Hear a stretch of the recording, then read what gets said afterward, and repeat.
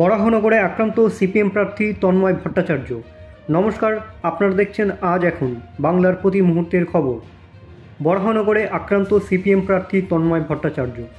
বরাহনগর বিধানসভা কেন্দ্রের উপনির্বাচনে সিপিএম প্রার্থী তন্ময় ভট্টাচার্য ও তৃণমূল কাউন্সিলর শান্তনু মজুমদারের মধ্যে তর্কাতর্কি থেকে হাতাহাতির ঘটনা ঘটে।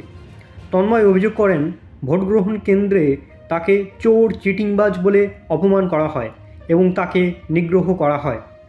ঘটনার সময় দুপক্ষের কর্মীর সমর্থকরা তাদের শান্ত করার চেষ্টা করেন। ঘটনাটি নির্বাচন কমিশনে জানানো হবে বলে তন্ময় জানান।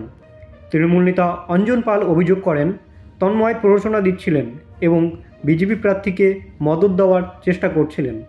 বরাহনগর উপনির্বাচনটি তৃণমূলের প্রাক্তন সাংসদ তাপস রায়ের পদত্যাগের পর অনুষ্ঠিত হচ্ছে।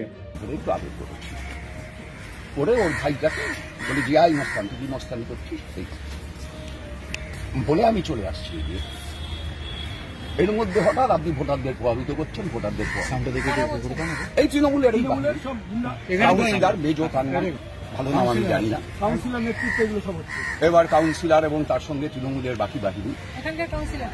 মেজো কান্না ভালো নাম, সুশান্ত মজুমদার, মেজো বলে তার সে পরিচিত। তার আগে এই মেজো তার বাহিনী নিয়ে বুথে বুথে ঘুরে আমাদের পোলিং এজেন্টদের বলেছে আধ ঘন্টা আমাদের টাইম দিতে হবে, মানে আধ ঘন্টা ওরা ছাপ্পা পারবে সেই টাইম দিতে হবে। এই মেজো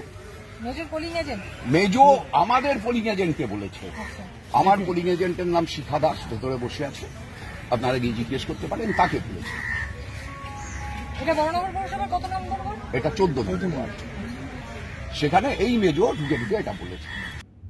আজকের ভিডিওটি এই পর্যন্তই। ভিডিওটি ভালো লাগলে অবশ্যই লাইক, কমেন্ট এবং শেয়ার করতে ভুলবেন না এবং এই ধরনের আরও খবর পেতে অবশ্যই চ্যানেলটিকে সাবস্ক্রাইব করে রাখুন। Thank you for watching.